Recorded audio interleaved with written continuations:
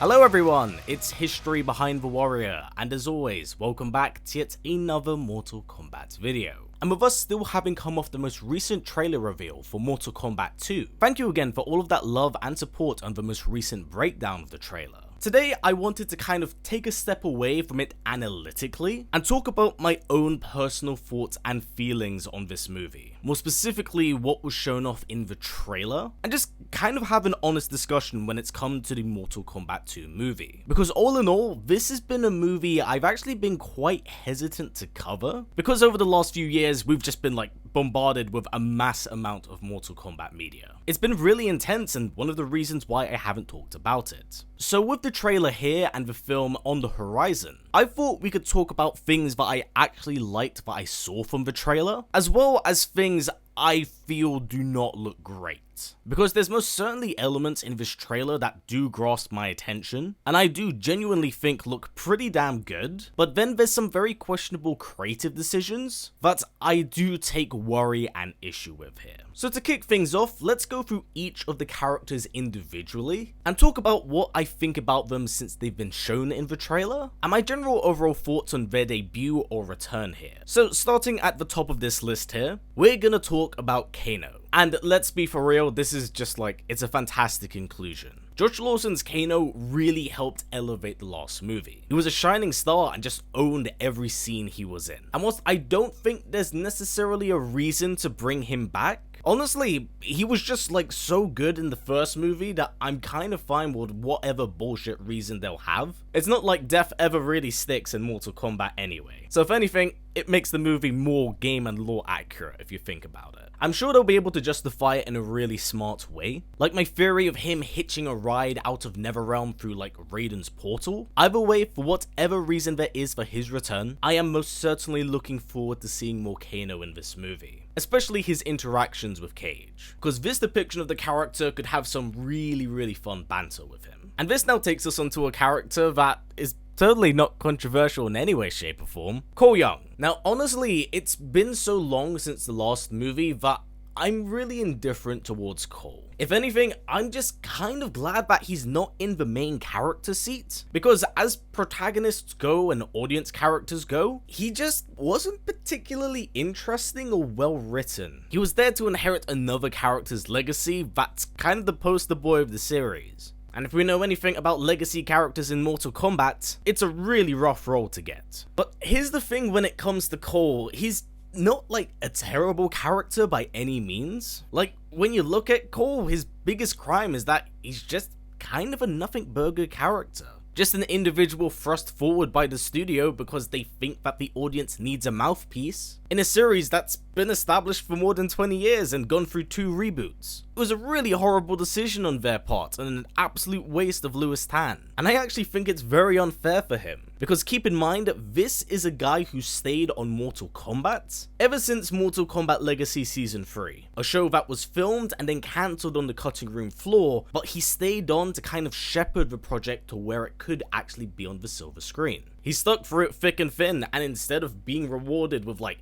a character role like Ken Shi, someone who he has actually advocated to play, he was instead given the role of Cole. And unfortunately, because of that and how he has been handled, it's put his character in a position where I myself don't necessarily care if he lives or dies. I'm hoping something's done in the movie that kind of changes my feelings on that, but it's gonna be like a monumentous task for something like that to be achieved. So with Cole out the way, this does now bring us on to Kung Lao. And this was a pleasant but expected return, because if you know anything about Shang Tsung, when he does take a soul, he does of course have the ability to morph into it. So in terms of story and narrative, I do think that this is a really smart way of bringing him back and keeping it both in line with the character as well as that of the mythos. It's interweaved pretty well. And well, Shang Tsung's kind of an asshole, so you know he would 100% morph into Kung Lao to pop it and fuck with Liu Kang's head in the middle of their fight.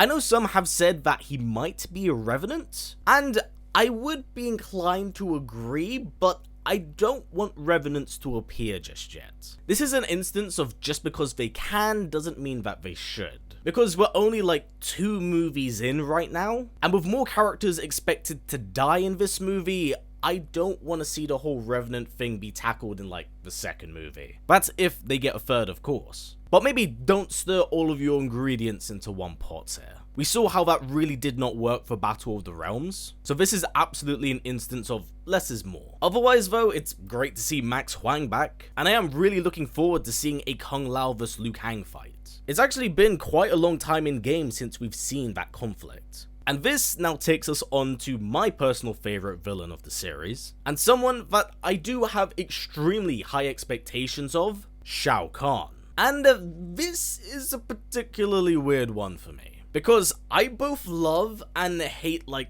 elements of his design. Helmet as a whole, I think it looks really cool. It's intimidating and it strikes fear, but it's not perfect. If I was to nitpick, I would much prefer the helmet to be more aligned with that of the games, where there are clearly distinguished features between the bone part of the mask and the steel part of the mask. But I think this might be like a MCU Taskmaster situation, where skulls and stuff are kind of like banned in China, I believe. So this was their attempt at a workaround. Mind you, it's not a deal breaker for me, because like I said, I really like the appearance of it, but it feels like the harder I squint my eyes at the design, the more I kind of see Megatron. I don't know, that just might be me. But otherwise, I do think that the helmet's really solid. The rest of the armor though is where I feel a little bit iffy, because at certain angles it looks like insanely cool. Like it looks really good, I love it. But then when we go from a portrait shot to that of a kind of a side shot, it looks a little bit flimsy and less flattering. Honestly, it's just really hard to say right now because we have like very little to kind of go off in the movie. Honestly, it's really hard to say now as it's kind of hard to go off what they've shown in the trailer, but I like elements of its design. I'm just not completely sold on it right now. And I do know we have the model in like Mortal Kombat 1, but I want to see how it translates over to the big screen, as they are two different mediums in that regard. Otherwise though, I do think that the rest of this looks on point. His hammer looks fucking awesome. Martin Ford was like the perfect cast for this character. This absolute mountain of a man really fits into the Shao Kahn role and status perfectly. But I definitely feel like I need to see more to be sold on this iteration. Visually though, I think they nailed it. So with the Emperor out the way, this now takes us onto Sonya Blade. And admittedly, whilst I'm not a big Sonya fan, I will say it's actually quite nice to see her back in the role. Especially Jessica Mackney's take on the character, as I really did enjoy her in the last movie, as her arc was genuinely quite fun to watch unfold, even if the Arcana stuff was kind of bullshit. So it's really nice to have the First Lady of MK back here, going up against the rest of the Femme Fatales. And I really like that in the trailer we do get to see that she goes toe to toe with Sindel here, one of the more higher tier characters in the MK mythos. So that stuff, really awesome, really cool, definitely looking to see that happen. My only thoughts and worries so far is how they're gonna tackle the whole Johnny Cage or Sonya Blade relationship, because nothing seems to kind of be implied currently, and I don't really know how it's gonna work here. Is it gonna be more mentor-pupil, as it feels like that's the direction they're going in, or are they still gonna go with Johnny Cage firsting after her? We gotta wait and see to find out, but I do feel like they need to tackle this relationship, as it's simply one of the relationships in Mortal Kombat. And talking of Sindel, this now actually brings us onto her. And from a storytelling standpoint, I have like no idea what to expect from her here, as I feel like it's been purposely left ambiguous with the scattered bits of information of what's become of Edenia here. So it will make that big reveal in the movie or future trailer that much more impactful. I'm definitely looking forward to finding out what's been going on with her here. And on the bright side, we can already 100% confirm it was Shao that killed Jared here, so we don't have to worry about an MK11 retcon. Now from a casting and visual perspective, I think that Anna Fu looks wonderful as Sindel. Like, she really fits into the shoes of that character perfectly. I think they nailed it in the costume design department as well, and I love that there's attention to detail of like the cracked eyes, implying that her bending to Shao Kahn may not be of Quan Chi's will, but that of the Emperor's own dark magic. Again, this is going off the very tiny implied bits of information we have here, but I like a costume design that's able to tell a bit of a story. So I'm really impressed with how Sindel looks right now. So this now takes us on to Liu Kang, and this is a character that I have really weird feelings on, at least this depiction of Liu Kang, because I've not been a fan of how they've largely handled him in this cinematic universe here. I think Liu Lin's great, I think he fits into the role perfectly. And the level up to the red gi as well, by the way, chef's kiss. But one of the reasons why I have such a problem and issue with this specific depiction of Liu Kang is that never at any point in time do I ever feel like he lives up to the reputation of the Chosen One. Because this is going to be twice now where he's playing second fiddle to the audience character, with the first being Cole Young and then the second being Johnny Cage. And whilst Liu has absolutely had his moments to shine through the first movie, and what has been shown in the second movie, it's never quite been enough to convince me, but I'm like, yeah, this is our guy. I sincerely hope that my feelings on this can be remedied with that Shao fight, or hell, even that Shang and Lao fight. But I really need to be sold on it, because currently, I do feel like he's been underutilized, despite his significance to that of the lore and the canon. Shao, kind of like Liu in that regard, is one of those characters you gotta kind of protect in order to make sure they're treated well, because they're an individual held up in extremely high acclaim, and when they lose that shine, it's pretty hard to get that back. And along with this, we do have to see what's kind of going on between him and Kitana here, because I know we were talking about Cage and Blade a little bit earlier, but the relationship between Kitana and Liu Kang is like the Mortal Kombat relationship. It's incredibly iconic to the series. So I do want to kind of see how it's set up here, but I really don't know what direction they'll go in with it, because nothing's been implied from the trailers that there is anything there currently. Again, that could change, but I'm simply going off what's been shown to all of us here. Thus, with the Shaolin out the way, this now brings us onto a character I really enjoyed in the last movie, and I'm glad that they brought him back under his more familiar mantle of Noob Saibot. Now look, I know in the poster it does say Bi-Han.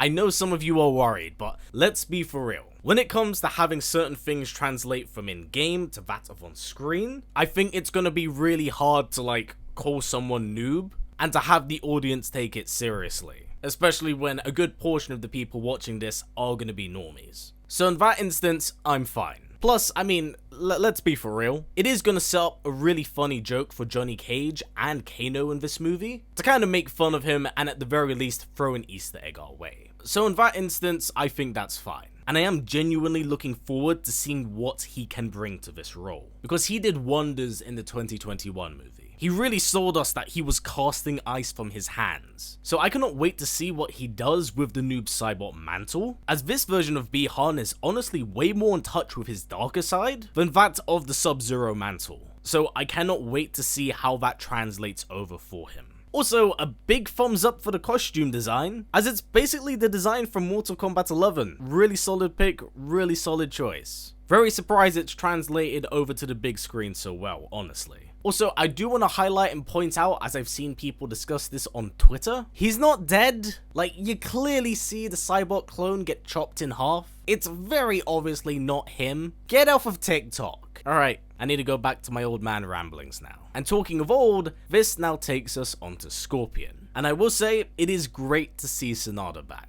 He's cast extremely well into the role of Scorpion, and was honestly one of the best parts of that movie, because it was great to see him play Hanzo during the Shiraryu massacre. However, with that said, he was also used far too sparingly in the last movie, appearing at the very start and then appearing at the very end. So the one thing I do hope that they take away and implement into this film is that he just has more overall scenes.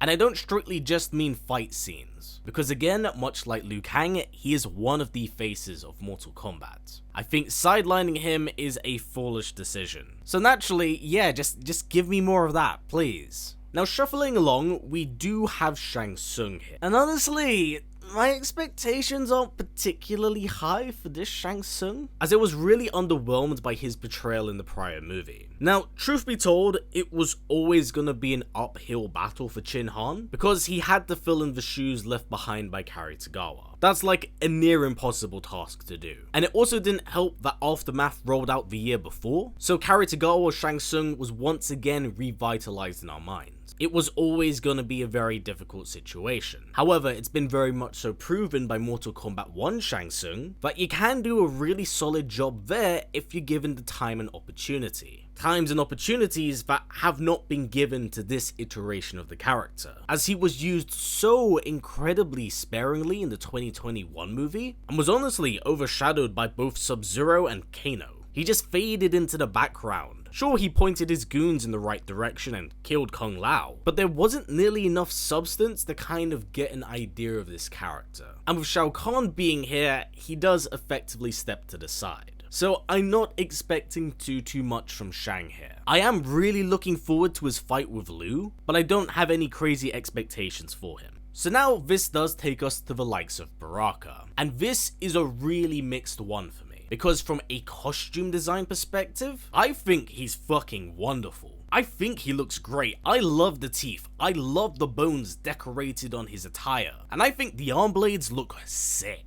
They really knocked it out the park in the practical department, so props are given where they are well deserved. Where the problems of this character are though, is when he speaks, because the CGI on his mouth, it's no bueno. It's giving like Henry Cavill mustache vibes. Whilst it's not an absolute travesty and insult to my eyes, it's noticeably really distracting, and I do feel it takes a bit away from the overall design, which is a shame because like I said, it's such a well-rounded look. It's just the mouth parts that look really funky here. And if I am to nitpick, maybe they could have gone with a bit of voice for him here? Like, he sounds a little bit too human.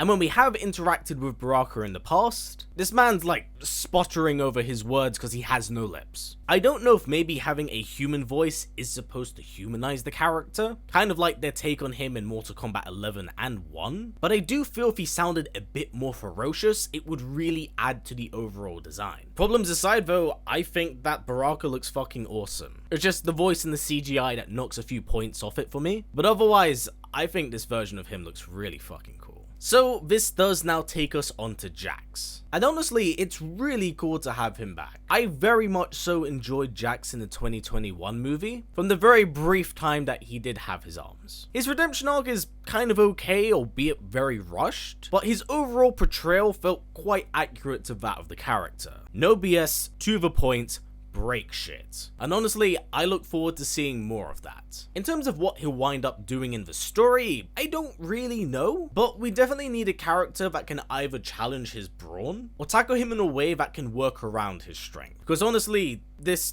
puts him like directly into Shiao Khan's crosshairs, and I don't want him like dying right away. I'd like to see a bit more done with him before such a thing could occur. Otherwise though, it's good to have him back. So this now takes us on to Raiden, and as you guys know, I'm not the biggest fan of Raiden. He's always been a hard character for me to like or enjoy, especially since his blunder in MK9, with he who must win and all of his friends dying. That said, the version that they went in the 2021 movie was different to that of the game, and by far, in my opinion, the absolute fucking worst version of the character. There was a severe lack of relatability with his holier-than-thou mindset, and I found him insufferable with his cliche dialogue and really dog shit attitude against his own allies. Here though, they do actually look to be remedying that damage. Again, first step in the right direction was casting away that awful 2021 costume, and instead aligning it with something far more traditional. So, thumbs up in that department. And along with this, it does look like he's functioning as more of a guardian that's helping his chosen, and it's 100% a step in the right direction, even just off the costume alone. The ingredients for this character's redemption is there, but I ultimately have to see how those ingredients are mixed together before I feel like I have a real opinion on this all. So far so good though. And this takes us onto our next Edenian here, Kitana.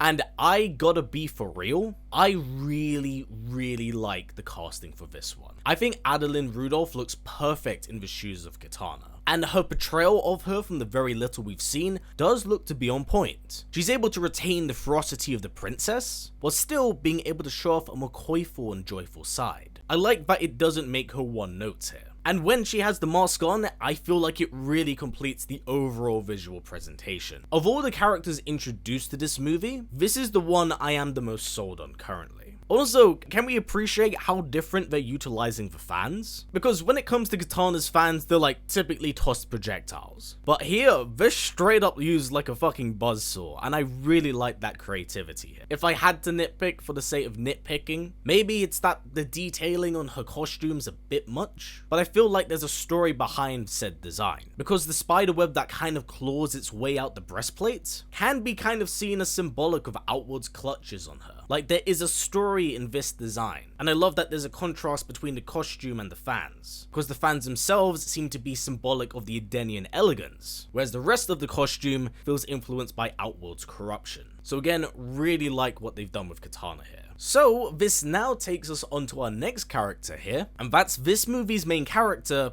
Johnny Cage. And I really do see this one being a bit of a divisive one amongst the fandom, because I know that some people feel like Karl Urban is too old to play Johnny Cage, but I don't really agree with that statement. If anything, I think the writers heard this criticism and actually adapted the character around that in such a way that it lines up with Johnny Cage perfectly. Because here's the thing with Johnny, the only reason he's ever really in that tournament to begin with is because he's looking to regain more relevancy in Hollywood as well as some actual legitimacy. It's always kind of been Johnny's MO, and I think it was very smart to have him being a dying star from that of the 90s from action movies, kind of like when the 95 movie came out. He's a remnant of that past and era, hence why I love that Grimehouse trailer, because it's kind of symbolic of that era of cinema. I really like Karl Urban as Johnny Cage, and I absolutely know he's gonna kill it in this role. But my biggest problem with this casting choice, and it's not so much Karl Urban himself, is that the line between actor and character is very hard to separate.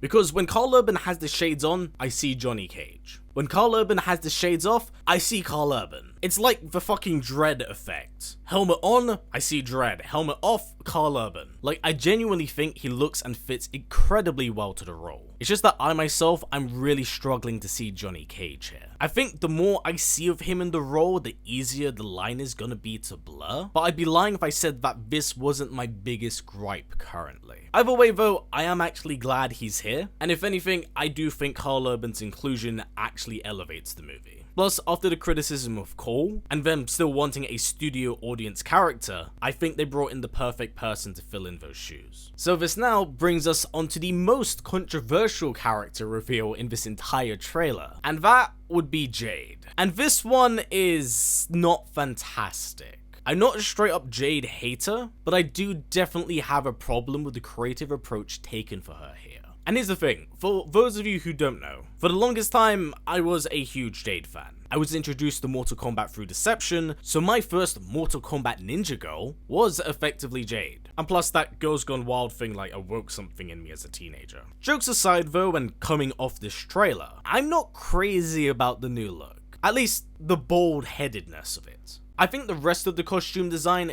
genuinely looks incredible. It's really solid, and I do like she has the glowing pole. Credit is given absolutely where it's due. But my problem with this is much like my issue with Karl Urban as Johnny Cage, and that is that I don't see Jade here. I see Tati Gabrielle acting as Jade. Which, mind you, I'm actually a fan of her work, especially in that of You, so I know she's gonna kill it in this role. But the reason why this is a problem and issue is that she as an actress has a very distinct appearance and look. Something that's very synonymous with her. And that's the main reason why I'm struggling to see Jade here. A character who historically has never had an appearance or look like that. And I know that the producer has come out and said that there is a design and narrative purpose behind this, which I get. I think that's awesome, so it can be justified in the story, but I personally don't know if this would be a direction I would have gone in. For those who haven't watched the breakdown video, I do have a theory that Shao's actually done this to Jade, as well as the rest of the Edenian people, to kind of rob them of their femininity and identity, so he can then fashion them into weapons, Baraka being a perfect example here. But I don't think branding them like this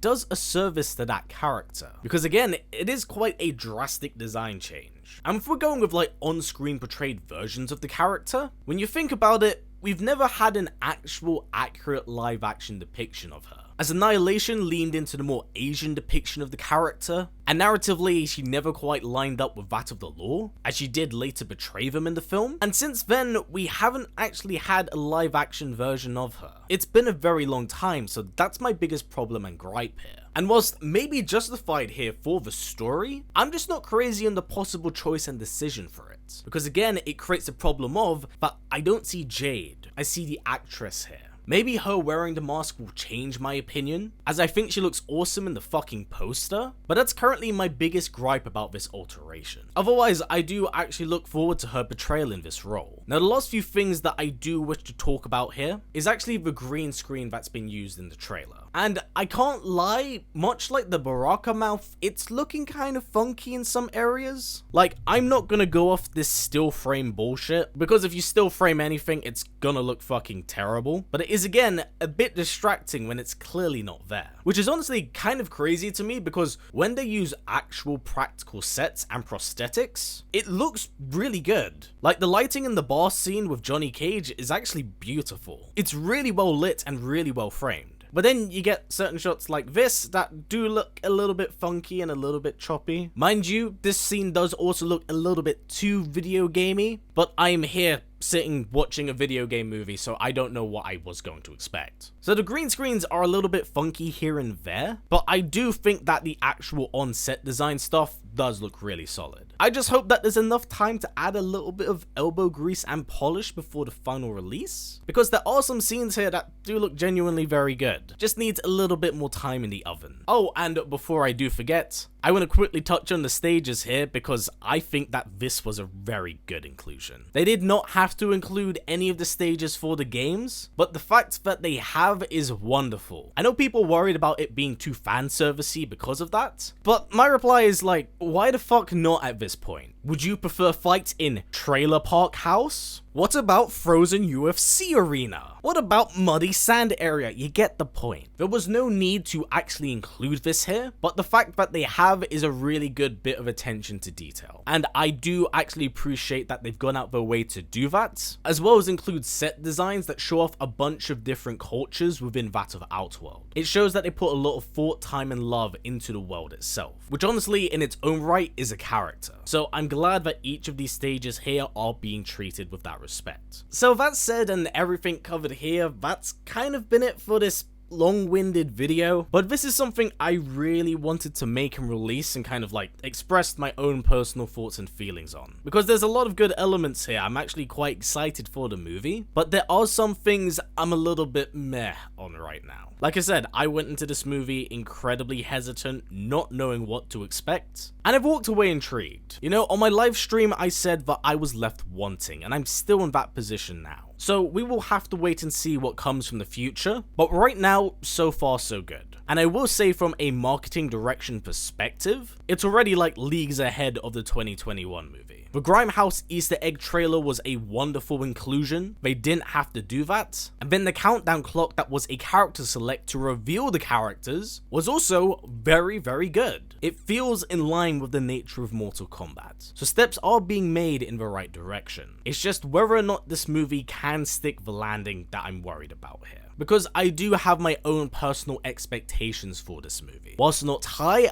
they need to tick the boxes that I feel need to be required in order for it to be a good Mortal Kombat movie. Something I largely criticized the 2021 movie, because whilst I think that may be a good introduction point for new viewers, I think for us longtime fans, it was anything but that. So with that said and everything covered here, please down in the comments below, let me know your own personal thoughts and feelings on this trailer. What do you think about the characters? What do you think about the designs? Do you have any expectations? Please do comment down below, as I'd love to hear what you have to say, as I genuinely feel like everyone's gonna have a very, very different opinion. But until the next one, everyone, that's been it for me. So as always, take care, and I'll catch you in the next one.